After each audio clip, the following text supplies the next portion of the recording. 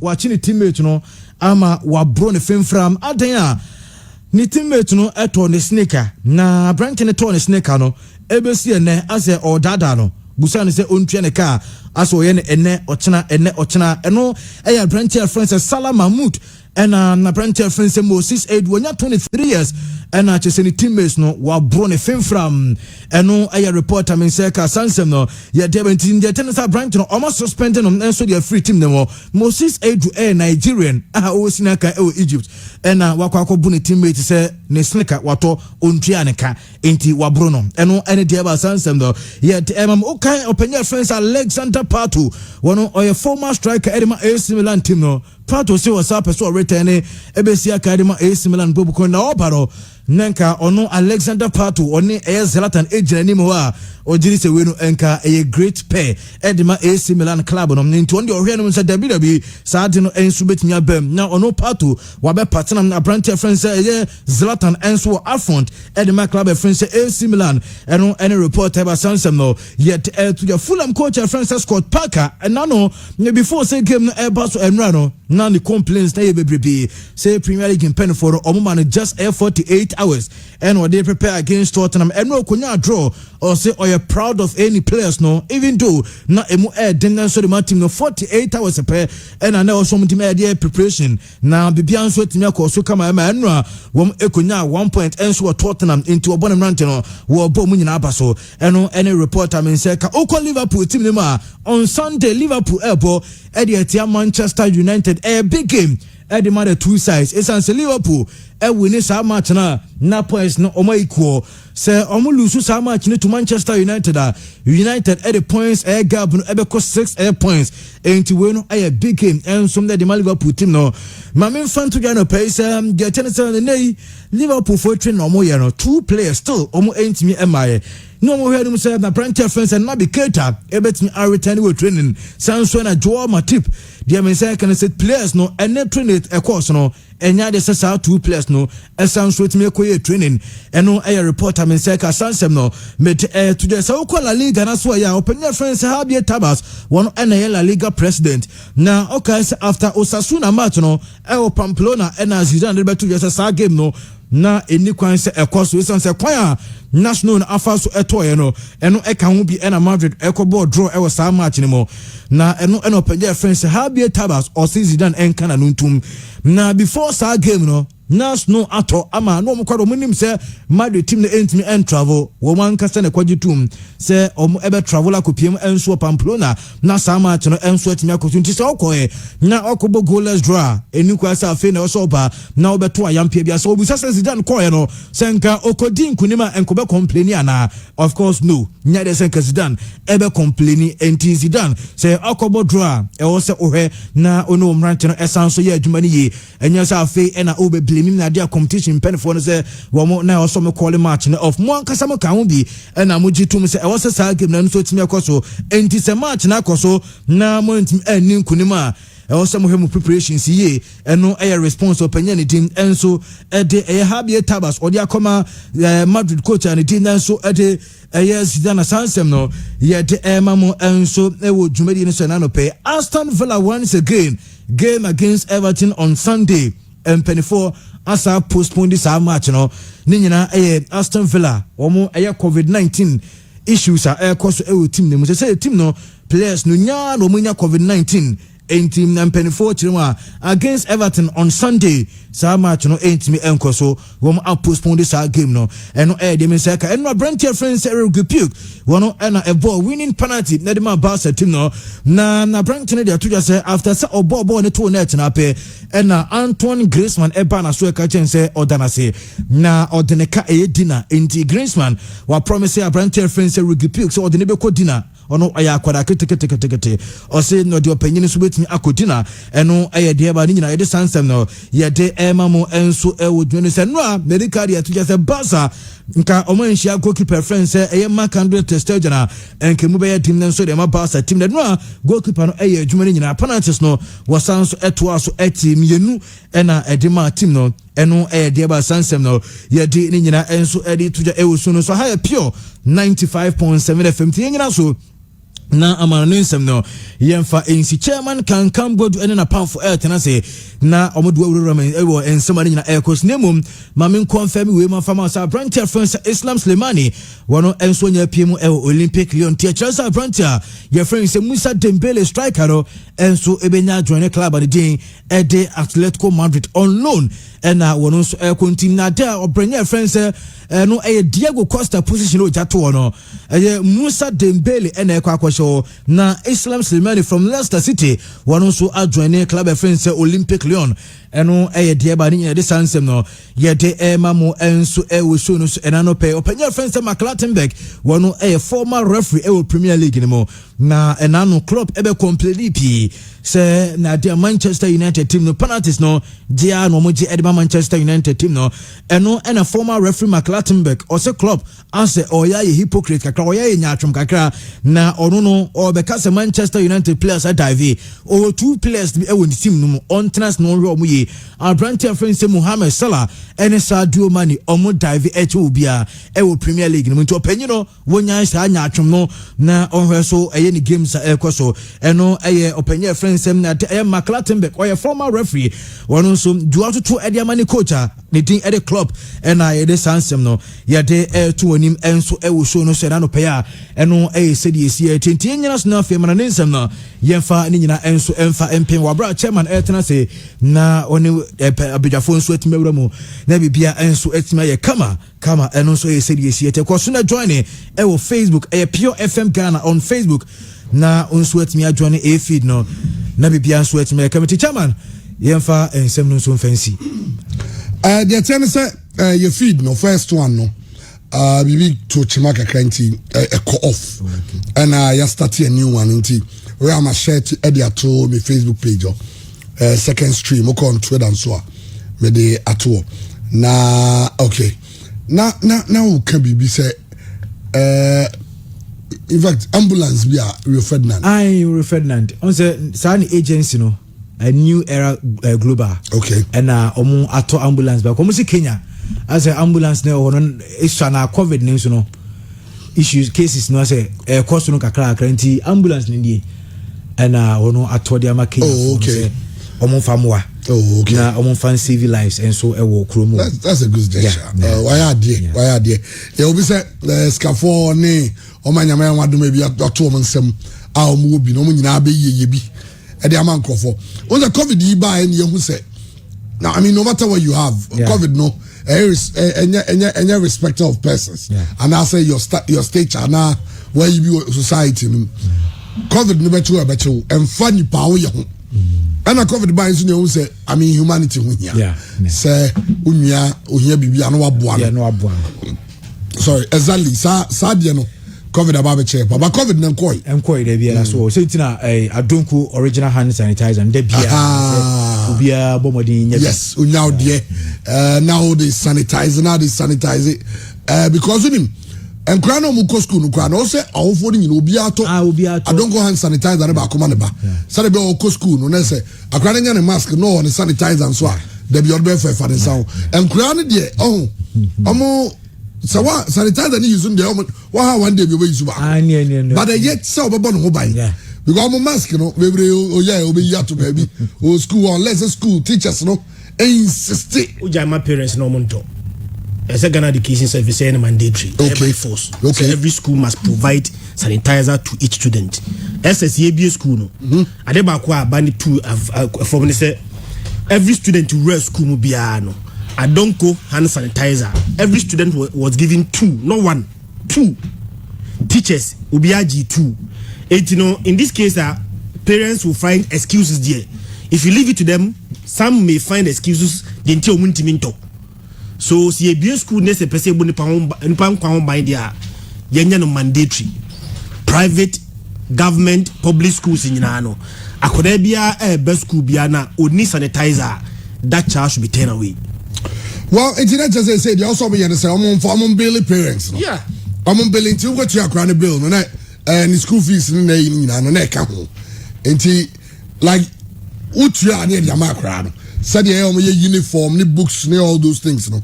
Because the who be here say en grand school no omo nyina obi abenya adonko original adonko hand sanitizer no bako e dey share the bag ma kra bi anya bi share the bag e be boy yie pa obi tries chawan kakam na boko de nyame adom bibia e fine anura de ade a mama boys na fam no de enyo ade mama boys na fam de enyo asambe na asasi oh anura de Juventus ye oh ade Juve ye ade a Barca ye Barca zeni nyina against Sociedad na Bayern de ndi avre hu chen nyina oh no a cup competition German cup no like the FA cup like the Spanish of course now say Spanish cup but expect Bayern to make it to do a treble of course omna share first goal o share goal Anabri share amazing goal the second goal from Leroy Sani was amazing but ni nyina mu no Holstein Kiel for we no sometimes only side teams be say share ball no nimbo but na who din na no di guso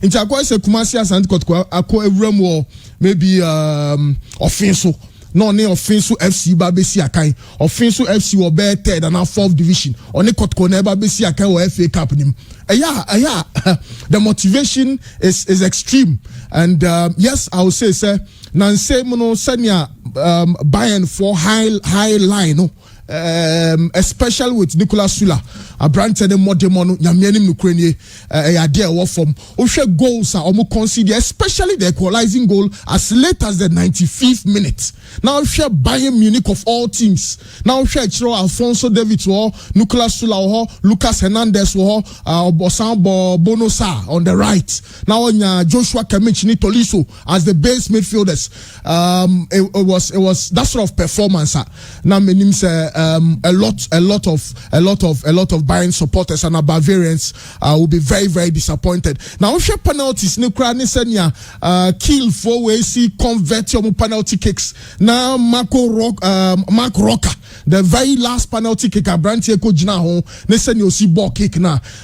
Of course, they say is the last time, and the last time a Bayern a free German cup was way back in 2000. In fact, Bayern are the defending champions of this cup. The last 2 seasons, so there's a problem with defensive structure, no? And I think the number of goals conceded and someone who say a certain point Bayern from Ranteno or more focus, or more concentration on games, no?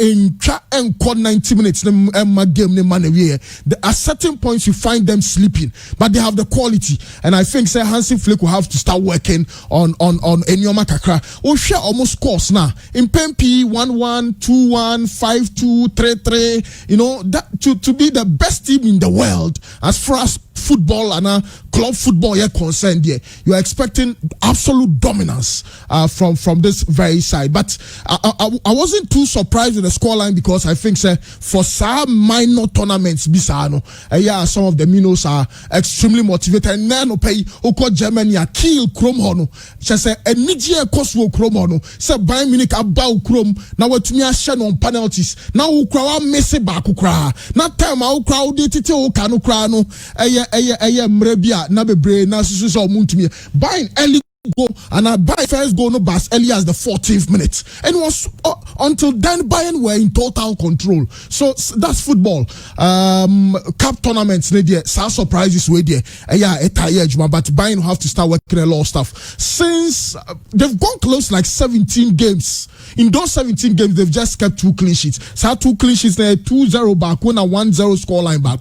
There's a problem with the defensive setup and I was say Hansi Flick and or finding solutions to those problems. And yet the Bia na goalkeeper Manuel Neuer bet me the best player of every game at Bayern bet me abo. St0rms Barcelona and then Real Sociedad game now. Again the man of the match was Marc-Andre ter Stegen.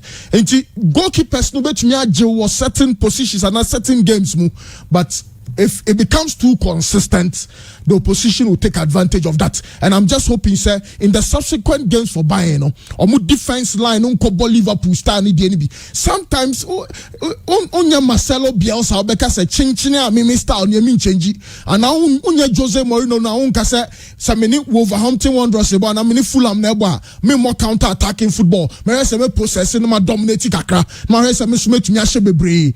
But Hansi Flick will have to reconsider reconsider. Sanya Pep Guardiola reconsider the positions. And one Yoma Bebre Hono. Say defensive line is said nuclear sula speed no for me. Sanko mu ball machi kakra no mu bang mu goalkeeper na. It will save them a lot in terms of some of these embarrassing results to the Bavarian Giants. Just they now will be canon. Minim say yeshe Bayern Munich any Borussia Mönchengladbach game na. Bayern Munich take 2-goal advantage. After some code 2-0 up no. Bayern Munich eventually lose game by 3-2. Now Obika. Now let me repeat it. Since October 2020 last year, Bayern Munich ain't keep a clean sheet. Now interestingly, games na Bayern Munich ain't keep a clean sheet in no. Baby a save one more. Young defenders no air the attack. Because against Mainz, Bayern Munich conceded 2, but they scored 5. Against Bayern Leverkusen, Omo conceded 1, but they scored 2. Against Wolfsburg, Omo conceded 1, they scored 2. Union Berlin, na Bayern Munich 1-1. Even against Leipzig, Bayern Munich conceded 3. The attack no is 3. So in many times from October last year, the entire attention and call Bayern Munich defenders no so they say anytime biana omu eshipping goals no, the attack will cover them. Nanra adia oye Hansi Flicker obe worried ni say the same way omu conceded 2 goals against Jonas Hoffmann in their game against Gladbach. Jonas Hoffmann ran through from deep. Now no I get behind 2 center backs no not the ball not watching them a similar way and then sa team hosting for a say almost second goal the 2 center backs na bomanim na player no run deep get behind the 2 center backs and slot in the ball. And I think that the way Mofras here conceding so many goals multiple clean sheet a very good and disciplined side a show 2 I won't mention the 2 Bayern Munich could be in real trouble. Them number no consider goals no any the similar way no consider this number of goals no should be a major concern to us flick and nadia except by Munich crack. Well, generally I'm on any other comments we one key ones we now Real Madrid so Usha Premier League table now it's quite interesting in terms of the reading. United were 36 points, Liverpool were 33, Man City are better so me with 32. Leicester City toss 9 with 32 points. Everton so toss with 32 points. And Spurs toss with 30 points. I guess Southampton no me to as well. Into Spurs no toss no. Of course, I say Man City were outstanding game. Into Spurs no toss the difference between Spurs or toss many United or that's no 6 points. Now Man City like Manchester United so almost troubles this very season. But all of a sudden Pep Guardiola are very pragmatic. Ball a lot more of direct football. They are results oriented. And I say now Osha the interpositional changes are now between the front six no Calvin De Bruyne, Bernardo Silva, Mahrez, Phil Foden, Ilkay Gundogan. False 9 now generally Man City bono especially in the first half against Brighton it was pretty exciting. And Osha Juma Pep Guardiola aye Man City side way now. And run here about defensive solidity. For Man City to have considered just 13 goals and kept 8 clean sheets, an indication. Says this is not a Man City in bed 2 or 3 seasons ago. Almost shipping 102 goals, a record basically in a single season. They are not scoring too many goals, but in terms of defensive shape, so then a lot of credit to the combination in John Stones near branch friend Ruben Diaz. Of course, one Cancelo, so in my estimation, is a better footballer than a branch your friend or Kyle Walker. And Sambo one Cancelo as an inverted fullback now. I was saying John Stones the cover no. At certain points in time, now Brighton for number guy number 30, just your friend Bernardo and Leandro Trossard no more person more exploited a branch your friend one Cancelo area. But generally Man City were quite good. They dominated the game. And of course Phil Foden, the Iniesta of Pep Guardiola's Man City. Mekaisa or Mreno can say Phil Foden is the most talented player he's seen or ever had. No, now I was concerned. Now Messi, so not Messi to say, but only said what manager Kulani into Phil Foden says you're the top goal scorer for Man City. Was share 6 goals and our share 4 goals in his last 6 games for Manchester City. Branton ebi o obebone ade be china coach a dropping no. Na Pep Guardiola nim de oye fa Branton very feel fold you know. Inti da Calvin De Bruyne and now Branton fan Bernardo Silva and now Raheem Sterling and Mahrez cry sheda hususa. Sam Branton we nyina nya an off color there. There's a young chapper your friend feel fold na. Be Brena say ne born acquires the legendary David Silva but not exactly the same type but a Branton no goal no shine or a left footed player but the right in the ball but not power and shed that nimbebre but the placement of the ball no and my goalkeeper Sanchez went to me anya hoshe a difficult game in the sense na Man City for crowd anya sure what could happen before the end of the encounter because na Brighton for no Neil Mope nom sheso mu betumi anya goal biabwa amomanya the equalizing goal. Fortunately they had a penalty but it's a Pep Guardiola say na Calvin De Bruyne abre and it's na Raheem Sterling coach now. Raheem Sterling way so no yenim say afi we mu na season we mu I miss 2 penalties and na dene kan wa miss 2 penalties inti be bi ball no to ye no na chese e de ayam hihie ba bebre na bisa say anka drew the business end of the Premier League ka Calvin De Bruyne be ka say wa bra na obema Raheem Sterling na abosa ball no but 3 points gathered with an outstanding game and just about 4 points of Manchester United are on no edas raw in kakra Manchester United in kakra dusro Man City so no kakra almost over into this season na nkasano until say around the 30th, 32nd, 33rd, 34th week no a bad day so bet me pinpoint is a team way a potential champion a team way a champion elect but then even the top 4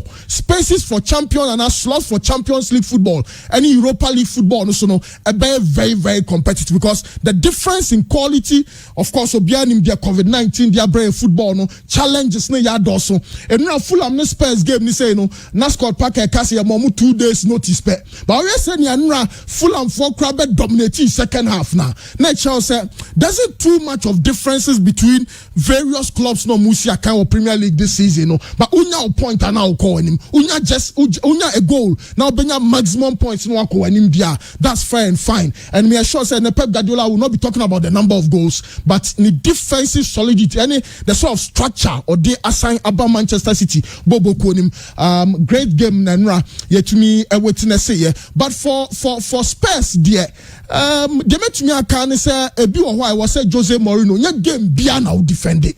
To be very frank with you, I get surprised how Fulham Fobe dominating second half no. We have first half chances are Hurricane nyaye, chances are Human so nyaye, any opportunities, any general dominance are Spurs nyaye. I was expecting them to kill the game.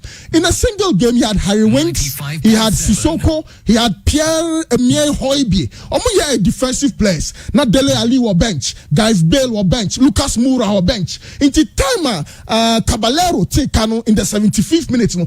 Who says Spurs for no the winning goal. It was virtually too late. So I had the game against Wolverhampton Wanderers. Spurs no mo kweti penko 1-1. Spurs for sure mu go ni wie ya no musanko defend ye. Jose Mourinho boss out strategy way from Chelsea or Real Madrid. It was a super fantastic counter attacking machine with Ronaldo, Benzema, Angel Di Maria, Jorge Callejon, Mesut Ozil but Fulham were the bottom half of the Premier League table. I feel na Scott Parker shishad in your man kakra. So Spurs we need ra. Me sure san come to me ra top 3 him and number to me ra top 4 him. But this is a pointer. To be very frank, Jose Mourinho should be very disappointed in the squad ni on one kasa send you see set up nem rantiano. Omo draw 1-1 with Palace. Omo elusu 2-1 to Liverpool. Omo any Leicester City omo lusu 2-0. Omo ni Wolverhampton Wanderers 1-1. Omo ni Leeds omo we need 3-0. And omo ni Fulham about a 1-all draw. So if you check in the last 6 games Jose Mourinho Spurs have just won 1 and you cannot be a champion this way and the only problem now is I think Spurs is absolutely Hurricane and Heung-min Son dependent. Yes, Pierre Mel Hoybie, ABC on the best signing as far as the Premier League are concerned. But at certain points, of course, Bale dear say on one person I had against a ball no ni refibo. Into a bit said Gareth Bale will bench. Now on to me Messisa game moi. I think Spurs for a problem. We have to start reassessing. Send your Spurs for AC Omakaino. Problem kakra SO. Okay. For Barcelona, dear, say as the Cassiano, Marc-Andre ter Stegen. Amazing goalkeeper. Penalties, no, he was top notch. Last minute cross, also make a brilliant save in extra time. So he's a goalkeeper. Makase Barca team, no, they have a very strong spine. Unfortunately, Piqué, Drew Pensobia or no one can say a free system ni mun kakra, but Clement Lenglet be leader we Sergio Busquets are reclaiming the place. You can talk of Lionel Messi and to an extent Antoine Griezmann, but without Lionel Messi it looks like say Barcelona ranted and we are confused kakra, especially in the first half, especially in the second half. First half no De Jong goal or share a great goal because there's a new version of De Jong moving into the penalty box with a lot of confidence.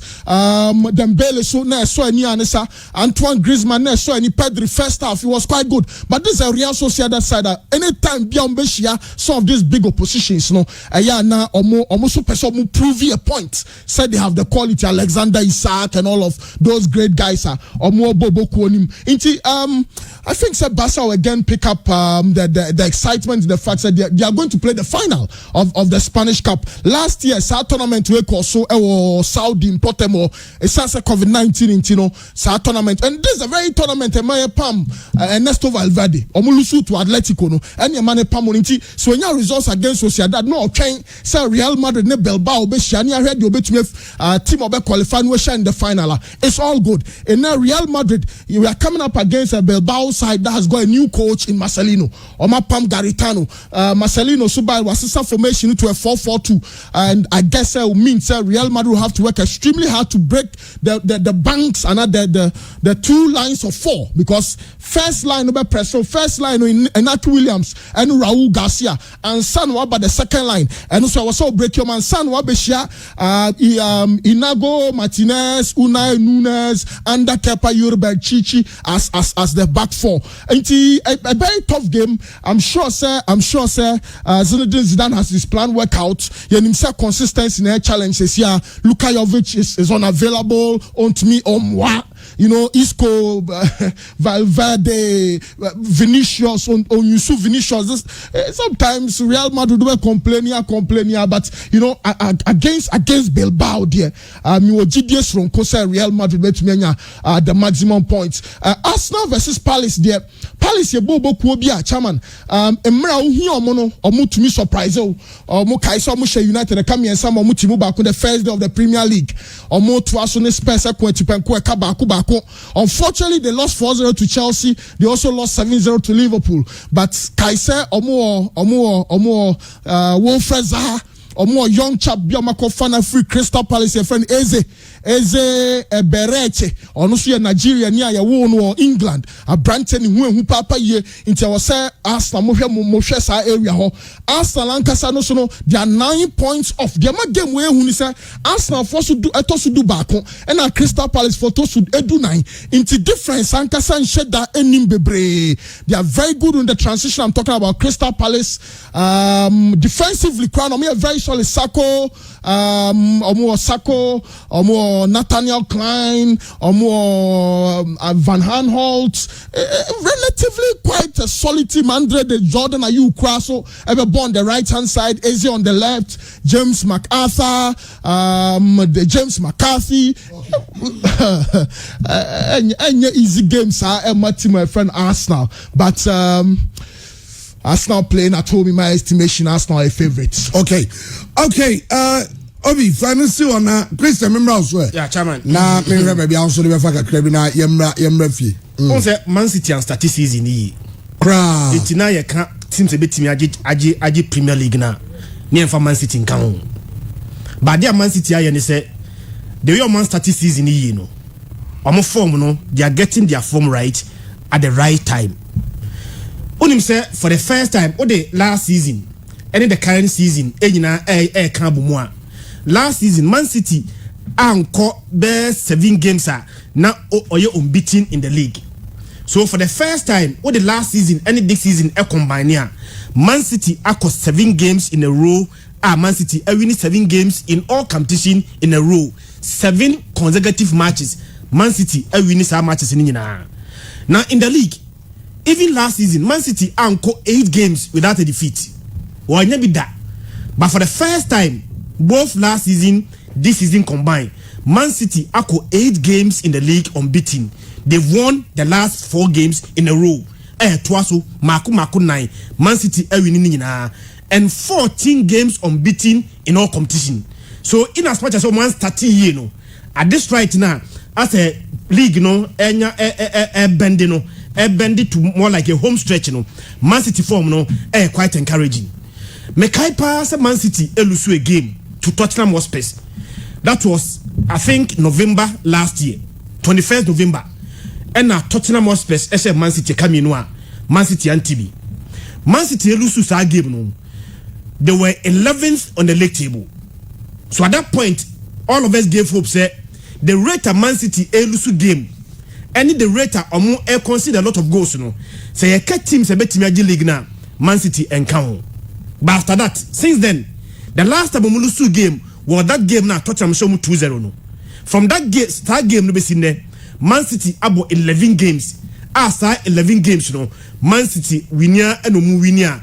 I think there's 11 games, Oma wanya etimi a draw back up. Oma draw miensa and we win 8 and Man City etimi edeko. The Man City they are quite impressive. They say chairman. On him say in those 11 games that Man City abono, Man City are conceded only 3 goals in those 11 games. Look at the sharp contrast.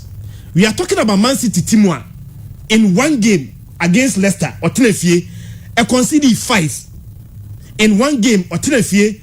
Now all lose a game to Tottenham Hotspur or conceded 2, but for Timo conceded 5 in just 1 game.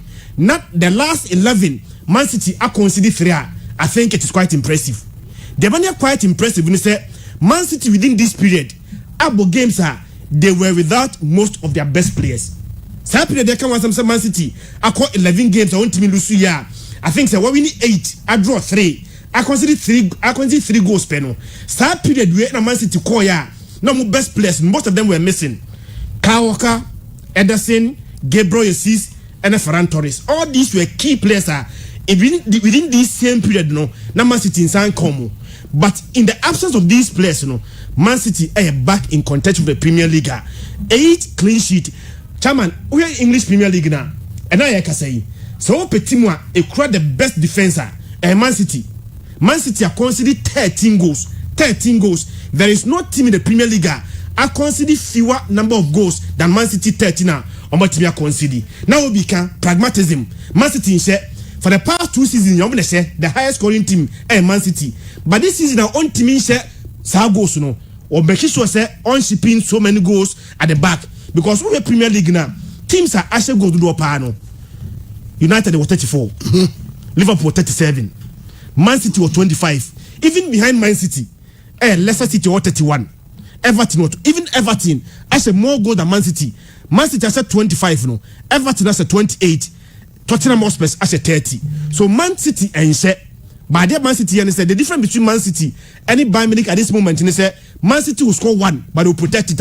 On consider so many goals or they couldn't anymore. I think say and Man City so far in the Premier League 13 goals considered. Or say 1-0.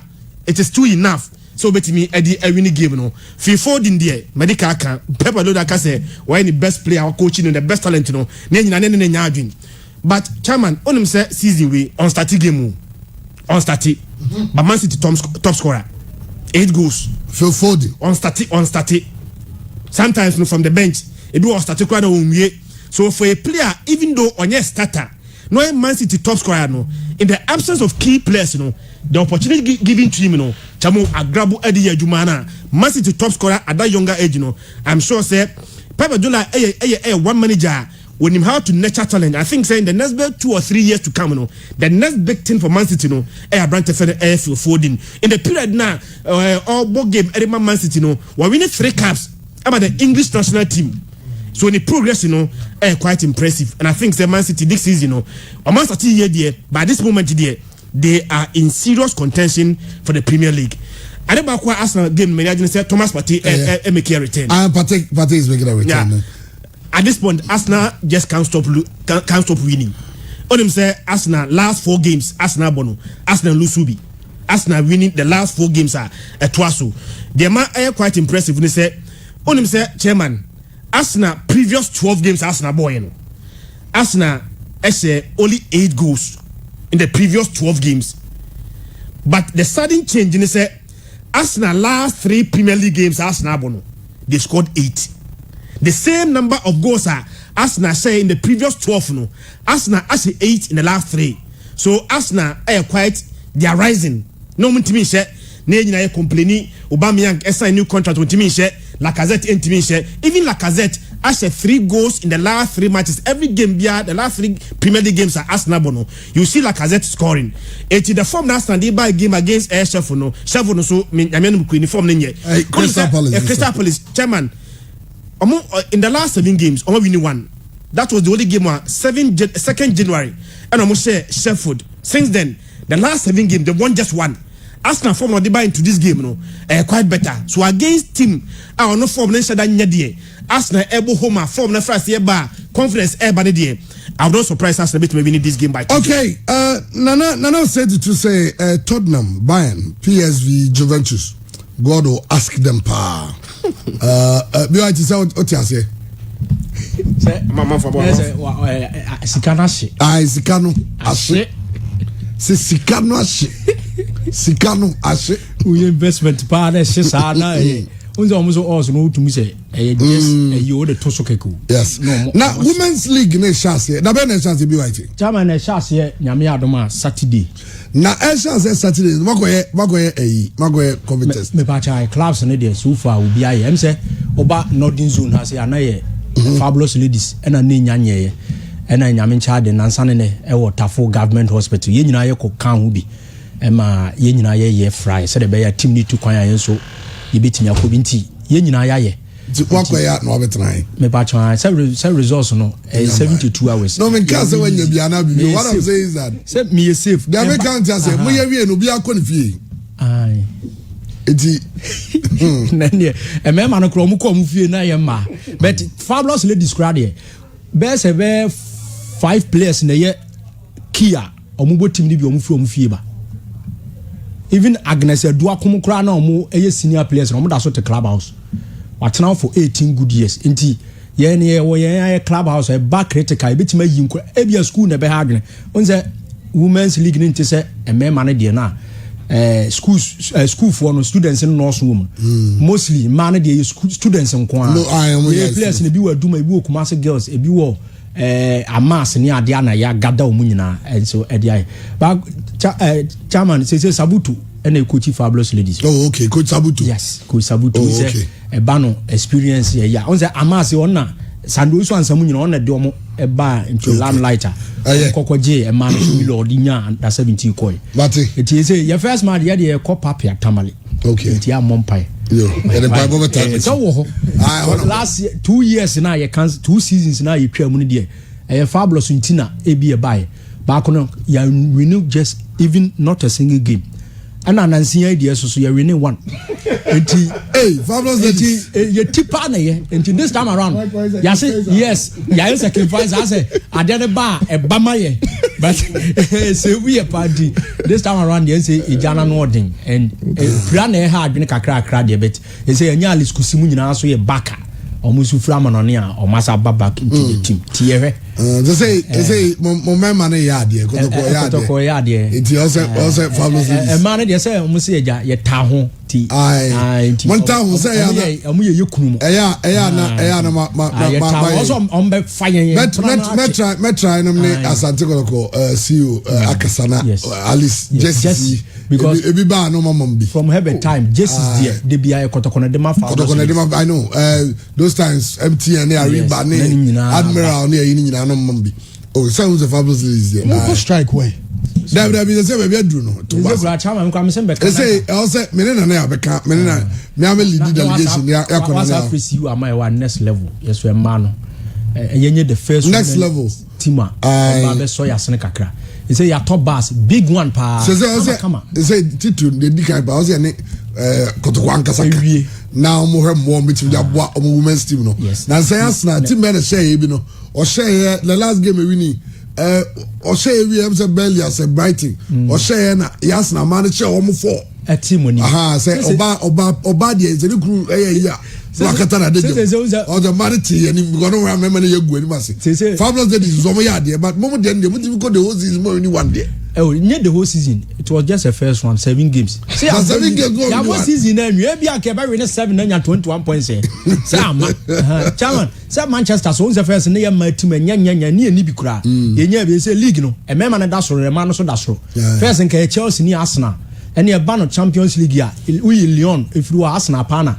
A man or what team when you match a man in Yan better man at Timonim. Is a Man United so league no. Me managerial level will be by and I say I can't change at him say man after him say 8 games omo unbeaten nti ye hwe say omo so beti anim na ayefe.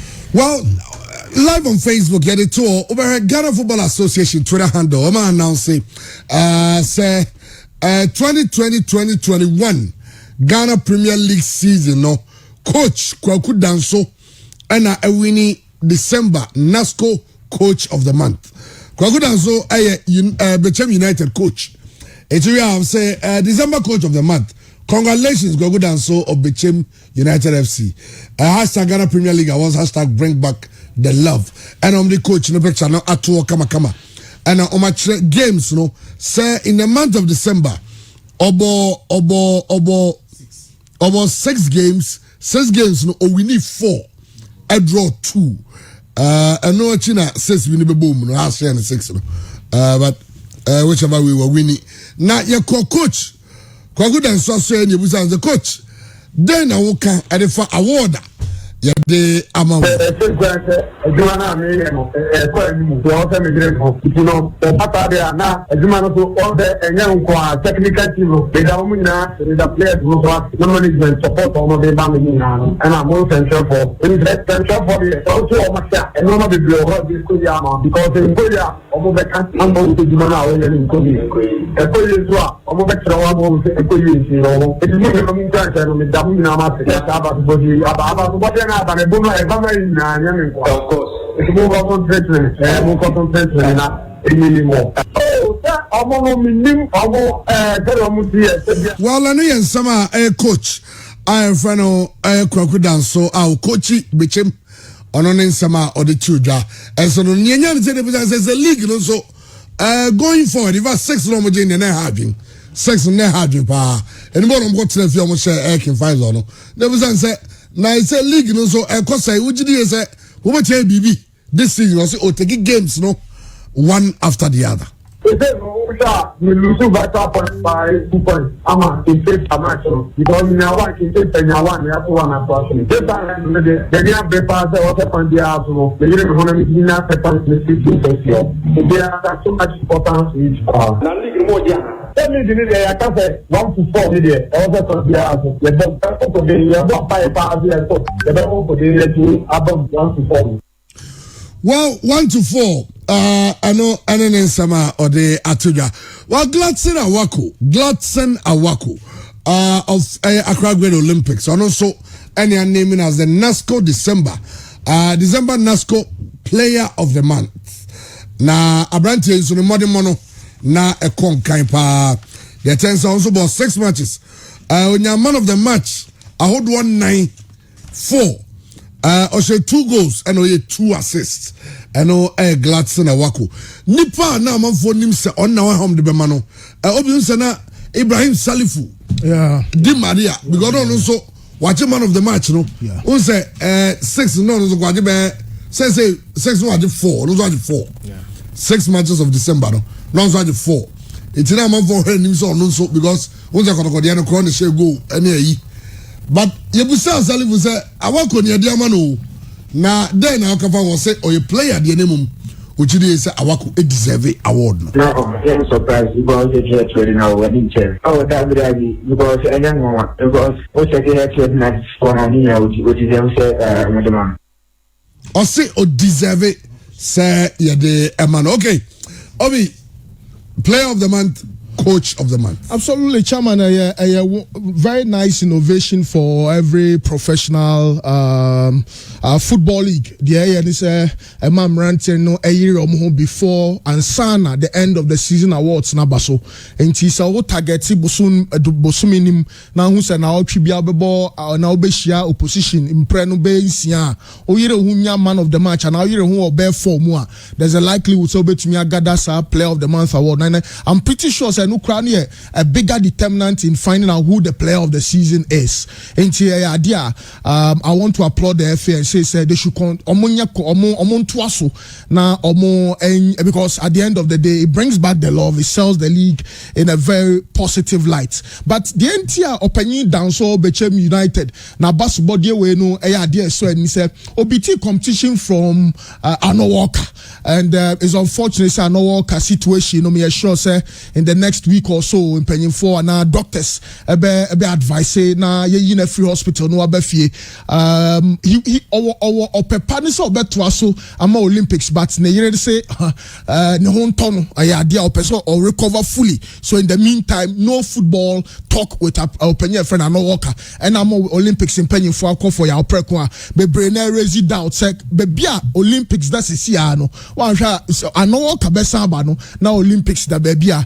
and fatabani nyina no brain be say time will tell. Now back to Bechem is a team on a very low budget. Omonye team a omototo akese omo team so a omo biem ema yenuanom omo abi brem ha Burkina Faso, Togo, so they have Abubakar Dumbia from Burkina Faso owo team ni mo. They have some Congolese as well in the side. In team from Hafiz Konkoni to Captain Moro Salifu through to midfielder Charles Mensah. Charles Mensah crown as a midfielder no who check a lot more of the Premier League team of the week.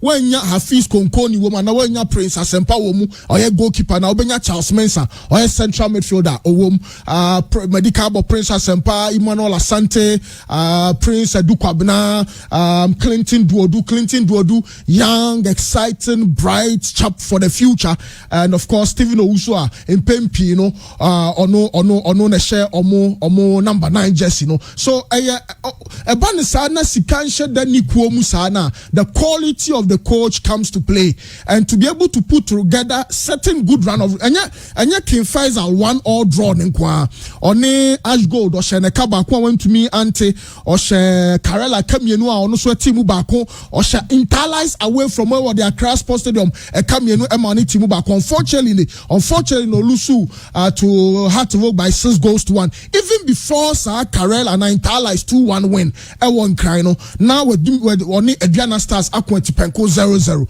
So the coach Danso is doing a very good job, and I'm not surprised saying for you know as the player and the coach or the manager for the month of December. For Gladson Awakusono, well, what I want to say is a young Pempi returnees ne ba omuni confidence, and Gladson Awaku Ankasano well, life there a lot of lessons, but Gladson Awaku ninkola bremu ball power boa. Or that's what your memo. Well, sometimes, of course, we are called TP Mazembe, but he was a super talented player. But also, I say it was a smart decision to join the Olympics. Ebia Kotoko has the pressure and also Olympics pressure. Almost fans from Hajj. But Kotoko has the pressure no from more. Yes, baby, you wanted the who's of it manage, and he seems to be playing so well. Absolutely, he's playing so well. But Kaise Olympics and Sana season the best no or more current team no or more old Disney boy and more boy and almost share a special interactive session between the current and the oldies. And to be very frank with the impartation, me catch your Olympics for technical director, me catch your young show.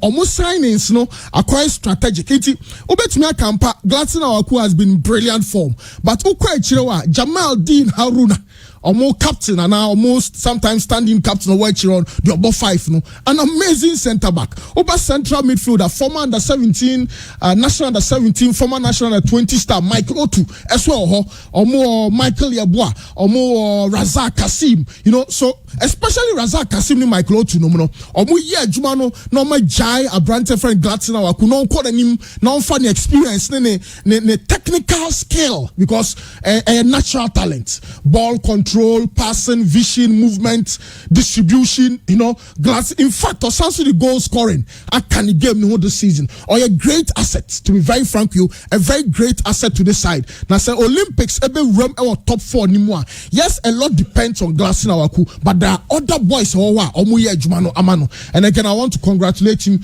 and tell other returnees. And I be on Kofa Bebrena, so say Omunfieni come and say there's always an opportunity for a second chance. And Olympics, I'm glad to could the opportunity. He showed a lot of determination. He showed that this season and not this year, it wouldn't be the seasons of the past. This time, no, he's determined to pull Olympics to a higher level. My only problem is the recent appointment of Yao Preko. That's the only, because when you say in coaching, you know, coaching certificates now quite say doctors, medical doctors. It's either you pass or you fail. But Ubekono, your doctor bia or no what bear 7 awards. But Omunia and you biswa or no bomb pint Omunia and your pass. Ghana han your coaches no you need first class, you need second class upper. And you need so all of them pass, you know, as certificate 8 coaches. But no kwe omni say Yao Preko. I just hope say Kwesa Maxwell kuna do dear no. And I who said you be you said you know okay you of course already yes already on I'll know work was our collaboration no. But at the end of the day I'll know work and you into one I'll take you this issues no. I'm just hopeful. I'm just being hopeful and praying. Say Yao Preko and stay with Olympics no. It will not come with a disaster be I expect it. There's an opportunity again for him to prove his point say or you're one of the fine coaches I bet you on the local scene. Okay. All right. Chris and Bray. Well, became United coach na Yamano coach of the month, you know. I think say deserving. But after say Onya very good run month of December no. Chamo in the month of January 2 games on Winibi. Also near Man City there no. Samantha and statistics in ye. But omo ended very well. But Coach Koku Danso any became SRT season, you know, very well. In the month of December, 6 games, 4 wins, 2 draws, no defeat in the month of December. But what is our form? Right January more 2 games, no win. Yeah. Because how is 6-1? When he came face about 1-1 with you, you know, when you have a very good run there. But said the season here, no. Said they all starting, you know. The same level of importance and that's what they are touching in the middle and through to the end of the season. It's in the Bechima Frase slow down. Results has seen the 6-1. It was surprising. Has bet me we need here, but I never thought say House could win by that margin. 6-1. Bechima go into that game no. Now Bechim unbeaten on top of the Ghana Premier League. So at that point, you know, not the available points for Bechim, now 18. But they had 14 of those 18 points. So not I'm from near and has a dumujano. Has dum janisa the recent results in the Tuasuno. Bechem we need to bounce back. Honestly speaking. Because we lose 6-1 to us. Now next game against Kim Pfizer form no Eshada encouraging now. One will expect Bianca Bechem to bounce back to winning ways. But they were dropping points against Kim Pfizer at home. And I think Coach Koku Danso December form no. January form no what it had no air comparison in sharp contract when you're through now we never see air form and the coach will need to work on it. Me no be arguing coach and the budget that low now all rubble shoulders now at the point Ghana Premier League or another air top Ghana Premier League in the coach of the month were deserving. So far Premier League in the players are the most exciting players Awaku and Di Maria. Meaning last season na Victoria Adebayo and Yaya Muhammad and did so much excitement into the Ghana. I want Salif Ibrahim, my friend Di Mariana. Yeah. And it's Salif Ibrahim any Awaku. But the difference between me and say acquire this season, acquire say Bruno Fernandes and Kevin De Bruyne the goals. Okay. Also Bruno Fernandes the ball. Obasa my goals.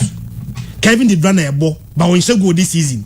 but say Salif ni bo but goals na waku them Olympics no ono onshabi ono more of an assist. That is why the two of them will win the same man of the match awards but Awokobeji player of the month because goals now Awoko share 3 goals or so in the same period but now Di Maria intimidation go in that same period Di Maria a fantastic player that many kasa say born the onimbo obe create assist ni but goals ebeya onfa goals no kan game no because they do stage bia ade ba ko be team that separate you from the others the goal that you score and separating from air branch of any glass na woko Awoko be ma assist obe push team no ba obe sa goals and my team na and the separate no and a branch here if the South 2 players in so far the most exciting player in the league. I'm not surprised and the nominate you well I'm nominate you no say now talk about Salif Ibrahim a branch and any trigo we say so say their next game against Hearts of Oak now how and now more approach the game no or see they are going all out and they will beat Accra Hearts of Oak. Cooking all out. The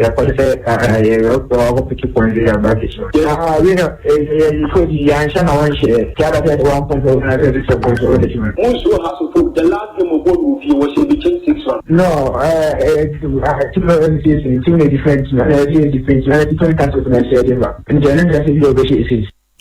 well, I know some Salif Ibrahim Diatuja. I respect your game on Hearts of Oak Babono.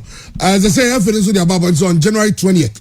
And Asante Kotoko Dwarfs that outstanding game number clear. It is saying Chena Gaka Echo Pulse Renra. Now, as I see it is a Gaka presidency, another chairmanship. Said Canon. Omo Koya Ballotin. That is a good of your incumbent on the number 1. And Kumsia number 2.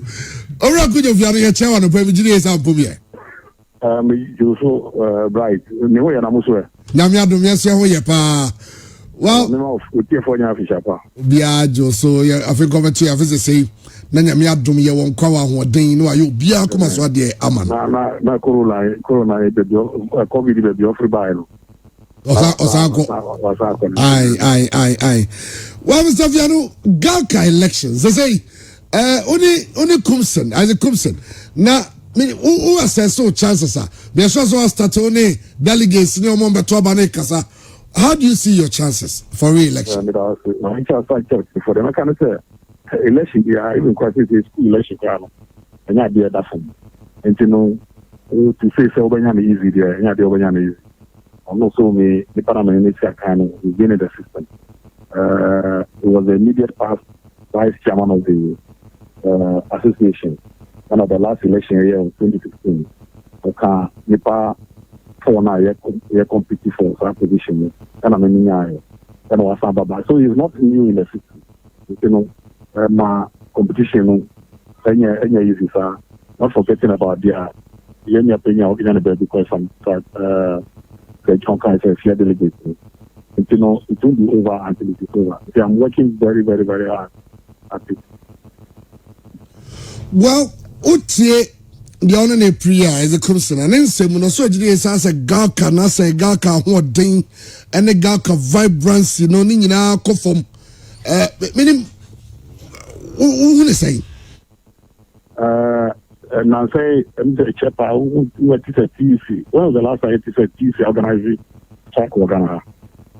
And it's a TC, I want the other for one. I said, hey, the new one, it's there. Jackano, yes, 30 years. There's some 35, 40 years ago. Now you will, I just said, away in this. And another thing, man. Gaka vibrancy. And yet, 95.7. Bebe Chimono, Upo Juma, now Bagaka Secretary, Cass, some. Like I said, you would not be an adult. If you are poor officer, a honorable, you have to catch the eye of that station. That's what I said. We now be vice chairman, automatically, now you're vice chairman of GFA. Ubana slot now. Now we're a member of the GFA. Whether we like it or not, the trappings at the GFA are higher than that of Dhaka. So they are preserved GFA. And Dhaka was then serving as the conveyor belt. we also call executive committee. So we are very active in GACA activity. But as soon as we lost Akunyani in 2005, when Dr. Nyaunya Otamoklu called court, now almost after the election, when my ethics are right in GACA. After Mr. be vice president of GFA, only has a bagaka. Mr. called SO of GFA. Name Fagaka, you make me a directly.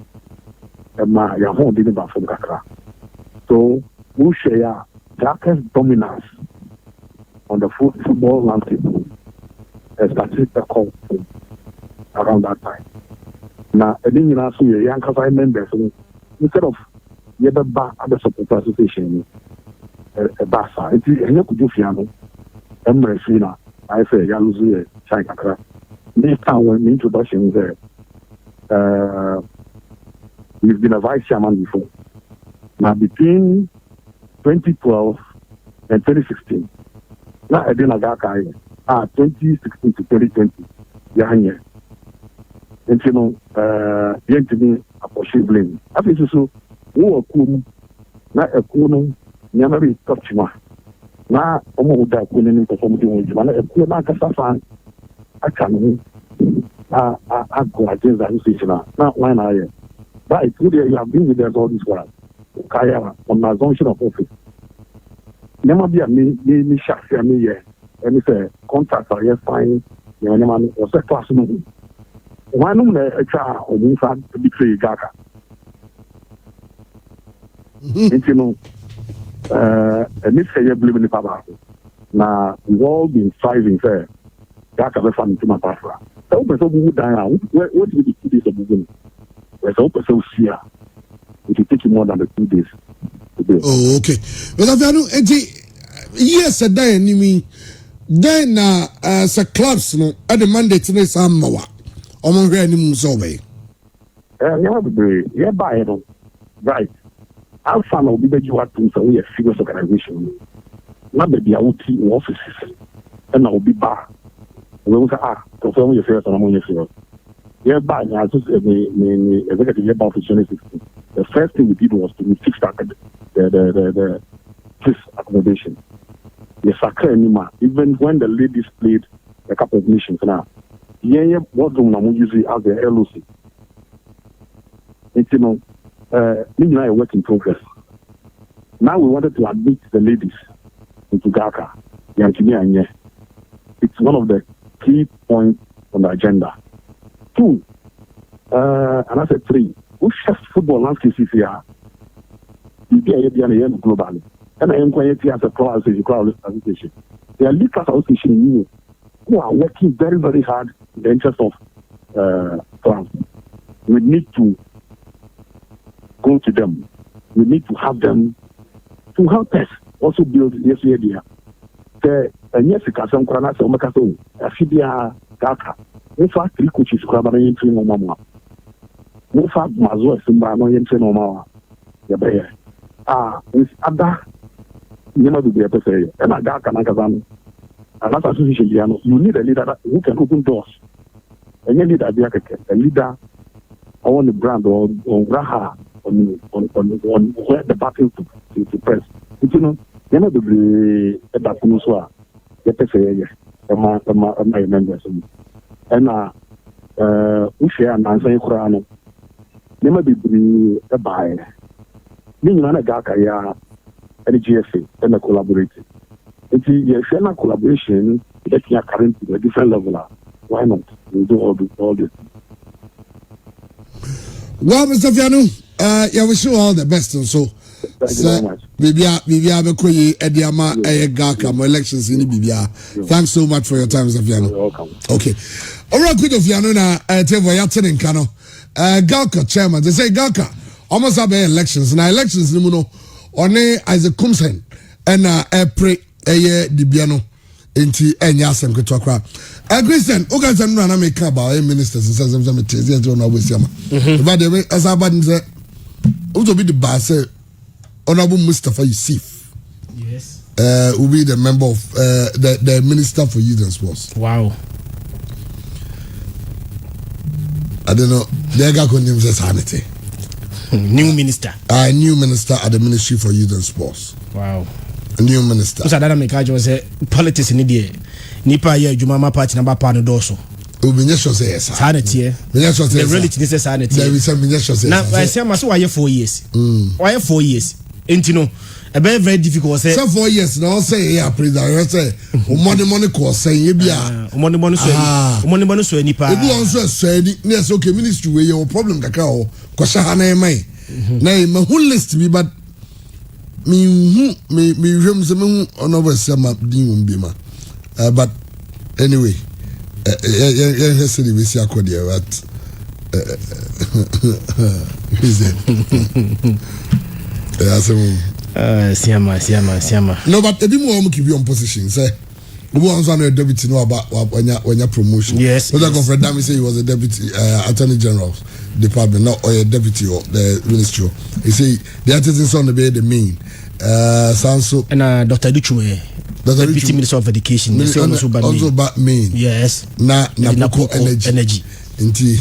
It means that sports, yeah, be the new minister. Yeah. New minister. Andy, very about for so far, dear, me hear me young one of boys, Siama, Edingo baby, Ministry of Agri, Ministry of Defense, need to keep his position. That's how we know the Mehuno.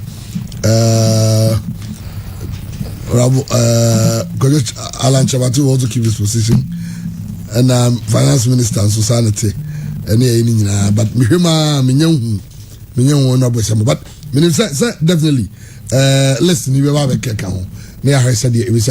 Andy above one Chairman my fantasy ni bi Emma FNT roofing penny for muta echi den pure morning sports no eba na FNT penny for dem se nkenche Ghana ni bia se nei se wasi dan awie na aka esobo no menkotu sika no enkonkotu mfagu bi pacho no so do ni be kire mo enso e wo FNT aso ye bona fe chance da ya wo de be crew da so nyen chance da be ma wo dem aye hye wo penado wo de boma se sia na se room na bia nso ye kama de ma wo de wo ni be kire mo e wo FNT roofing omonso aso ye na ye niema no oba na obeto a ye ma 10 years ye warranty e wo so sanso e na ye niema no ne boss ada form ye ma flexible payment terms eno achi obe ye estimation ye ma free na bibia enso etima ye kama enya asem keto akra ntino ye FNT roofing omo e wo airport runabout wom eben buachi dankwa junction from 0574000304 na oni omo enso etima bonkomo na Ghana Premier League meets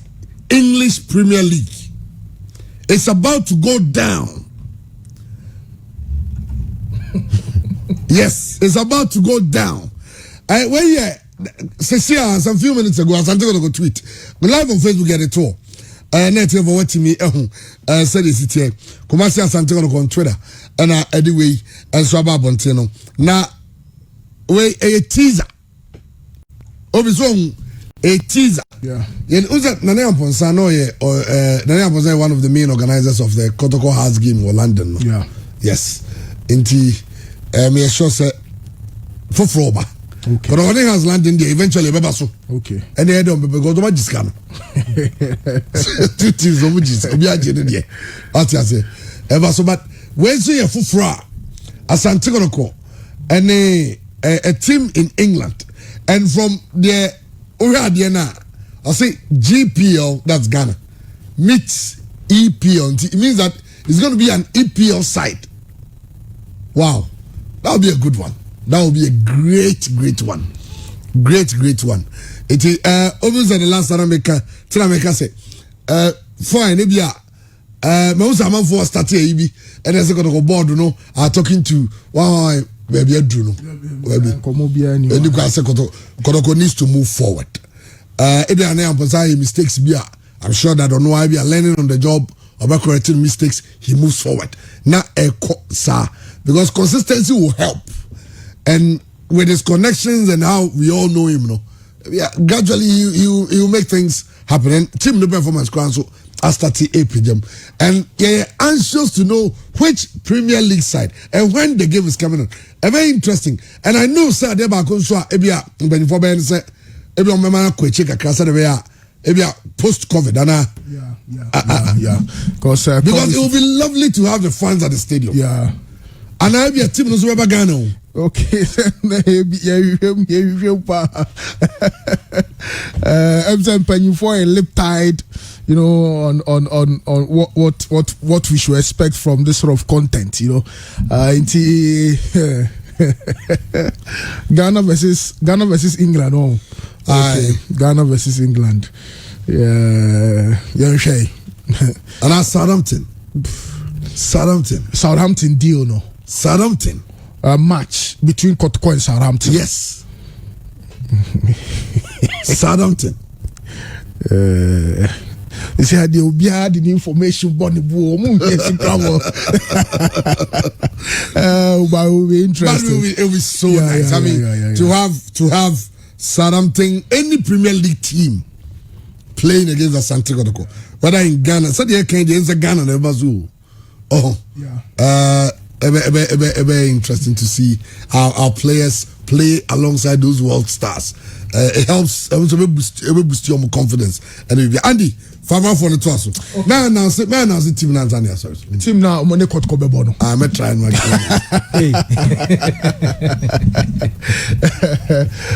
Okay. Shall we Calibamankwa Bechem United 4-day offer call say Omuhiano 6 months. In the space of 6 months, no manya club amana ombe release, you know. Manya club amano. Okay. Kotkoso and in mua kama.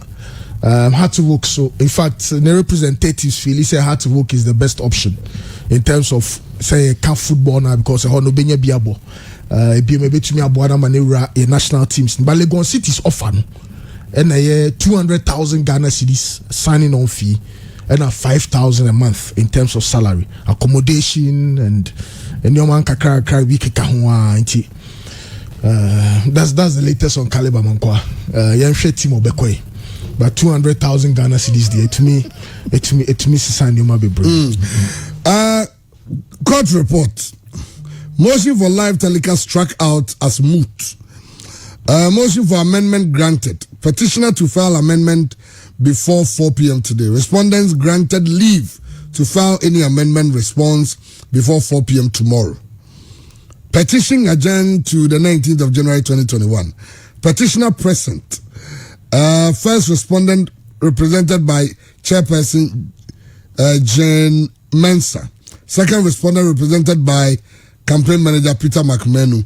Legal representation led by Chikata for petitioner. A maneuver with Asamoah for first respondent and Ampal with Davis. A Srifi and Opon for second respondent. Election petition update. Okay. I don't know. Jaso, Andy.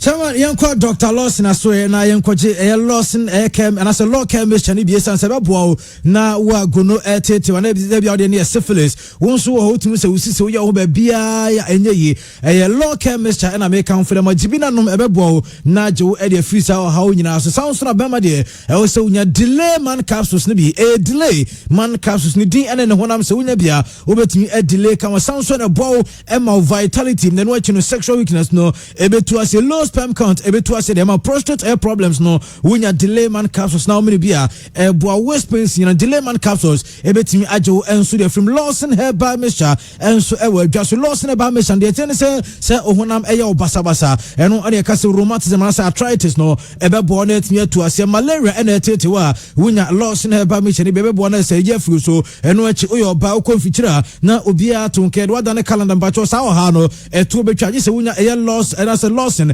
herbal mixture ni bi na bibia enso etimi ke koko nyina no ebetu ase dem ya top particular moment ba bia bewura bia no ya ton eduro bia kwa so op air Lawson herbal air clinic omunrupa omun so dia ba adwaso no so opedu do pa na etimi atu a eno 0202675778 0202675778 na wonim penifo etimi abonkomo trade winds chemist enso guso ade no e de abana for pain tablet no eno ye waduru se wutiri ene dwa gaga anase wachika se wotena se cha o sori a na emu aye den dia ma fever atiagu so ni nyina aye for pain tablet ene bebo ntimpani4 enom aye for pain tablet no na wo de for pain syrup enso de man kwada boa na atu nkwara yo ase kama we no ayanka na de aye enti akwada bia pe ese o yare kama na bibia atimi akoso trouser 500 no aye ama unsa entimi nka bi aye tablet no na afi ni suspension sunsun no ya tu ne di se abusuan chamfa esense abusua ediwe ma ene de ama mo no se aye pinworm aye whipworm lat roundworm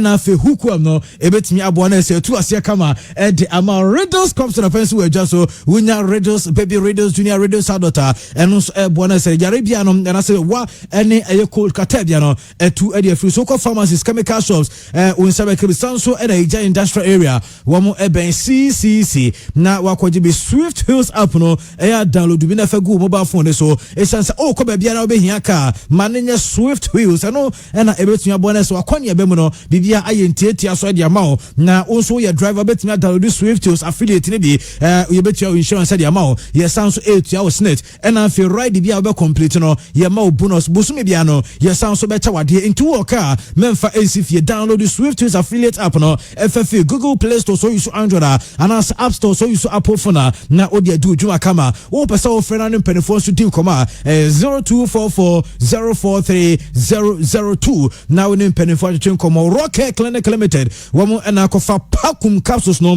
de abedwa so se bia wo temi nkende bia sexual weakness ya de a eno ene wo problem pa anase wo de ne male impotency e bia obi so de premature ejaculation no be hia se si ana babes no ko bi so do be hia kama eche nemum enya de se awo timi pieba wo de low sperm count no wo hia pakum capsules be no kwa ne adru na ye bema na wo no ma de chia wo de won sapem obo wo simi mpomi ne yosansa dwuma no watimi abo no aboni ye pakum capsules wo ko ba bia to adru bia pakum wo so obenya wo de wo pedo do de akuma so so ba ala babu station ye ne sika osika ne fie no na edien hwana so we friend number we 0248 885040 0248885040 now set me akabe na say Frimzi Enterprise enso eguso na say si enkanchiro bia se nei wo so unso utimi ba na obeje woniema se bia TV na wope na say Frimzi Enterprise akofa ni nyina bi dia ba sanso na enei se bia wope fridge wope display fridges ni bi do seal shop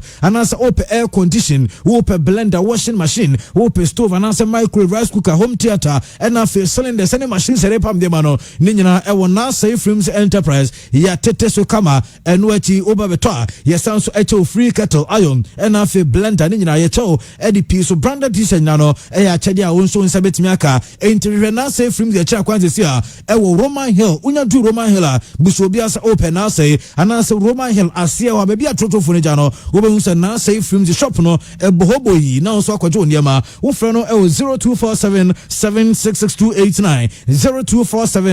0247766289 wobenya onu ankasa enena bonkomo na onso set me akade wo pebia yellow and orange pharmacy enso e de ready vitamin C plus zinc ne diaba na me pacho ready vitamin C plus zinc no e wo se nipa bia on set me kabi enti we no e vitamin C and afi zinc ena ye dia fraya one tablet pe enti wo yi ba ko na dia tun so me dissolve na wonom ebe bro na boost immune system ne kama sanso ena wo libido e wo forma betima rise ne dia mo enu echi se bia cold flu kata ena airtete betime to ase be bato esanso aboa e manage high blood pressure no enu echi se bia ni yare bia no e betime abona sa regulate ne kama pa enso etime dia ma sanso ena ade atwa wase kro e be ya beko na da wo sa unya ready vitamin C plus zinc ni bi na no ma enu anu no na se bi bia so ye kama we no ye ntwa nyare ansa ne ya no entitam bia e wo se o make it so se e bi enso e ben o se ye office e ye fie na sa wo kem no waji bi enso dia tum kama o bag mu nyina no na wo di bi enso dia shem ubotom krobekom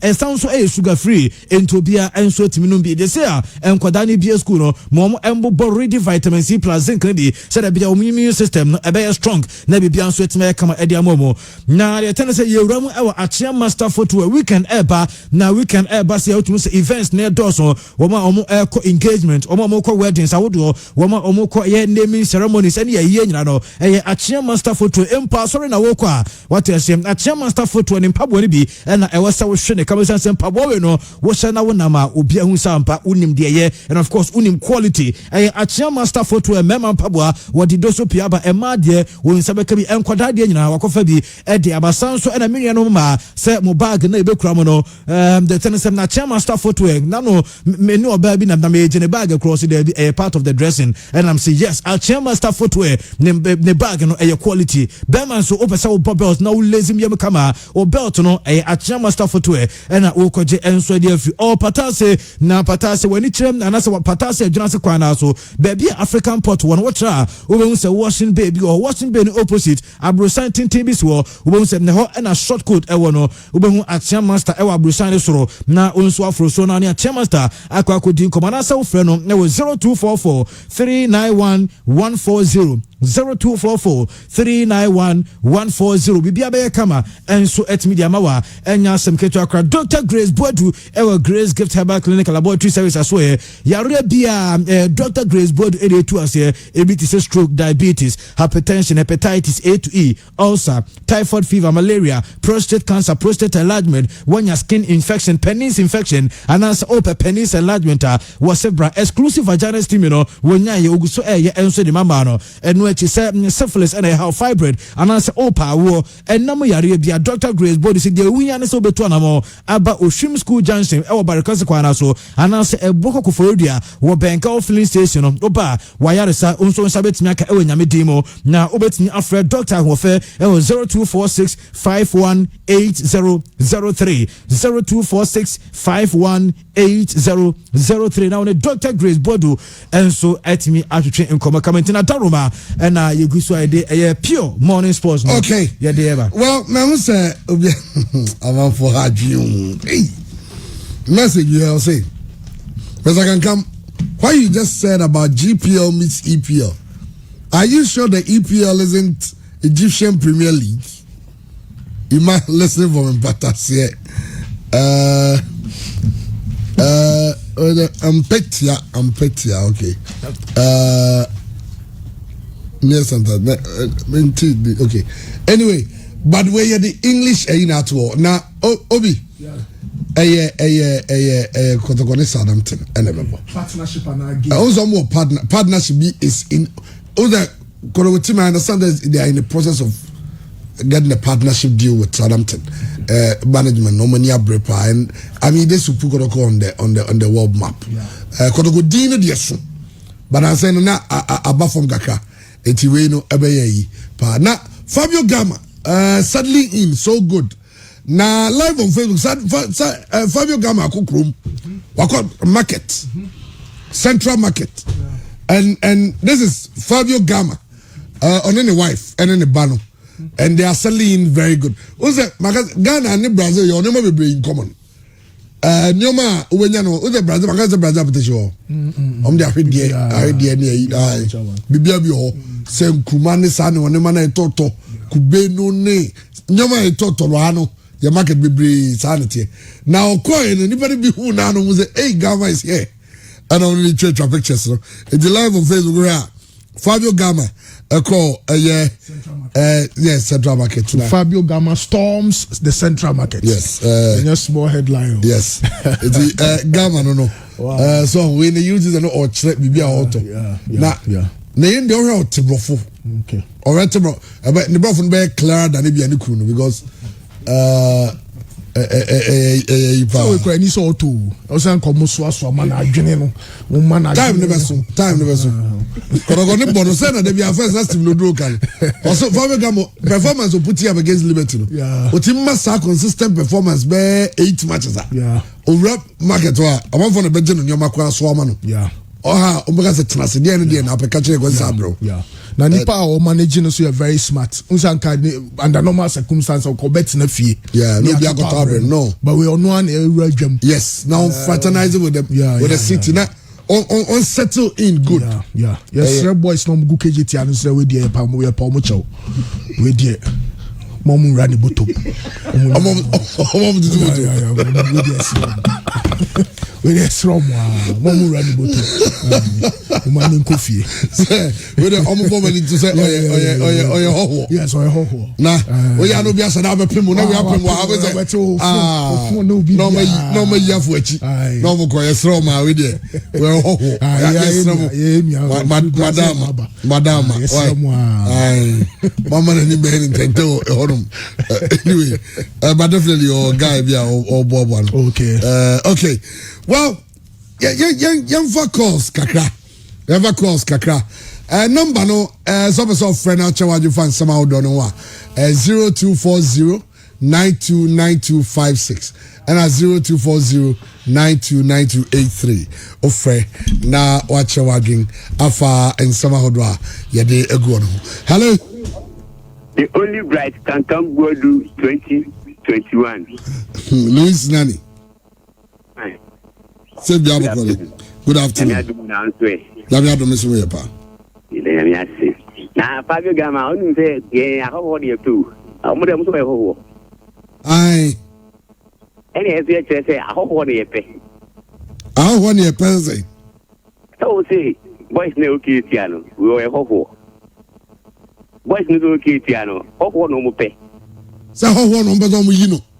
And now so we ho do nin baby ah. Awe de form into why? Me ko amane o makasa. Awo me number nyina.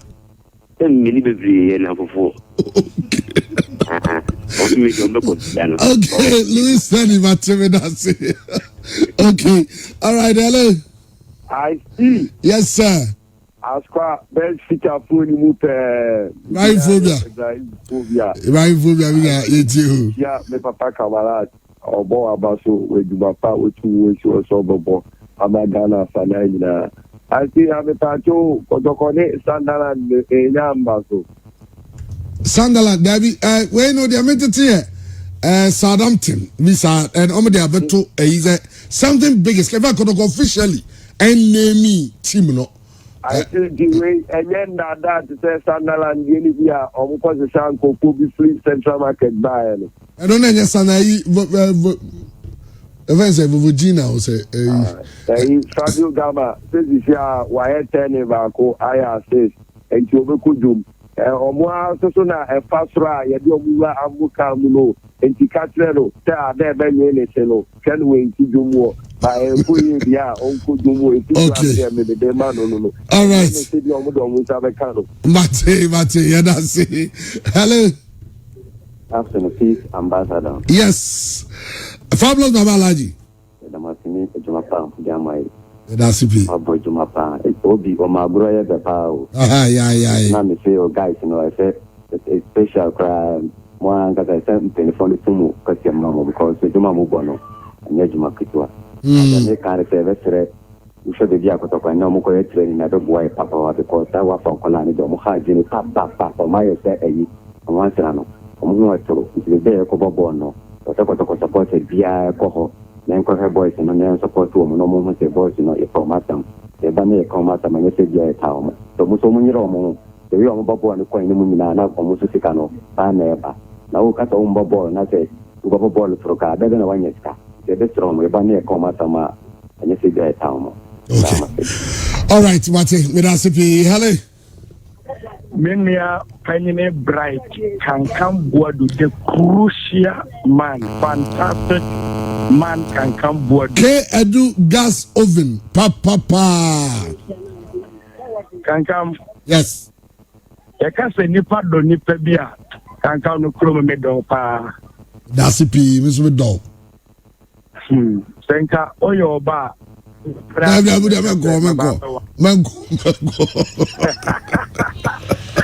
Rinja money adwuma so ai. That's adwuma that's.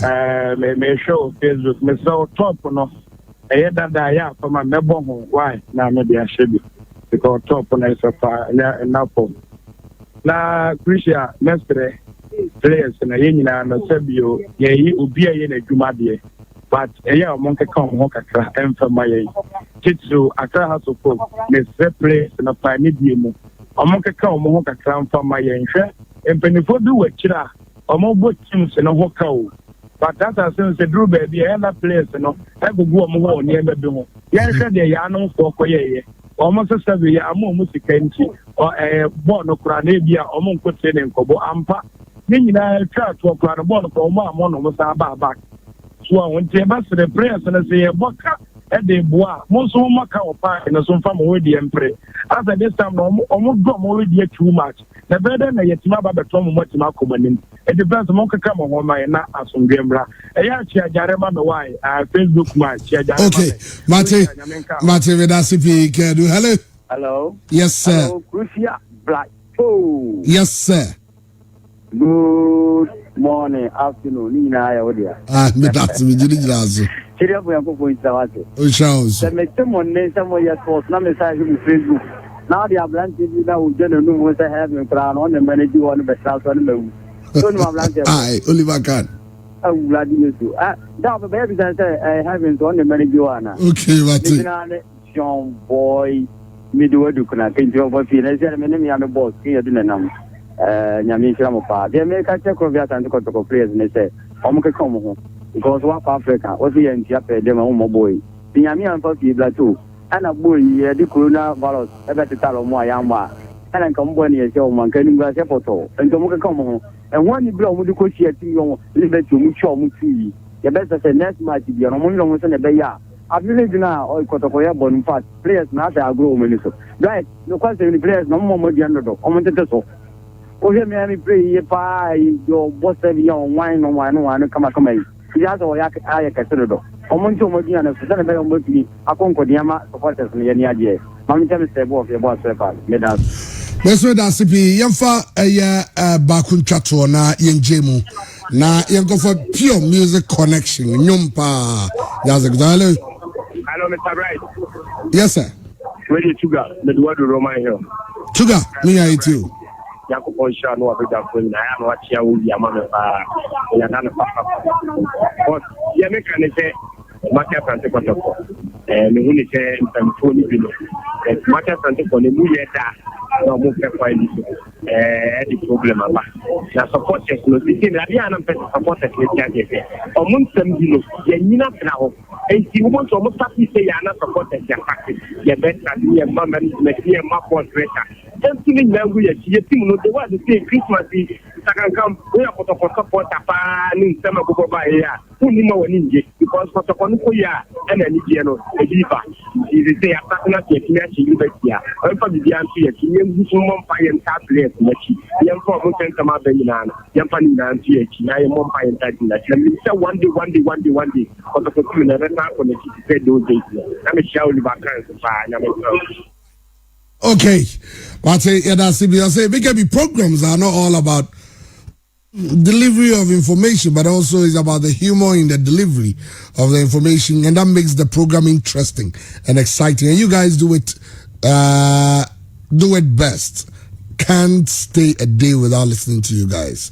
Please, what time will Oliver Khan be on tomorrow? Greetings to Obi Kojo from the Asante Bank at Tulsu branch. Kojo, Oliver will be on. Don't worry about it. And then young man say sorry so, but I'm so Kai will say we are both saying no. Also we are not say no. Me sure that what you I don't go next level. Unya I don't go next level. Emma and what they strong go ball ni pedianim. Ejuma we be an and what they ni beba. Now when you don't go hand sanitizer, medicaka schools ni na mon start it. Na mon van bele en grano. Announce only said that I go to so catch no but temo so yi ni o ma bebre free so ne bo no kiti said be akore bia be nya don't go hand sanitizer ne bi nkra ni go school no e ho hia so be sanitize omonsa in fact corona na nkoi eti nyina ye nhye ne so yes aba bia no miensa emra de e pure afternoon sports no e ba ansa na ne de enyum DJ website wa enyum kwa na ye de Abraham me de bright can come but ne event birthday on and a vet birthday. It's Yvette, happy birthday. And Yvette, I'm here the cake. And you know, show happy birthday. Bibia, be fine.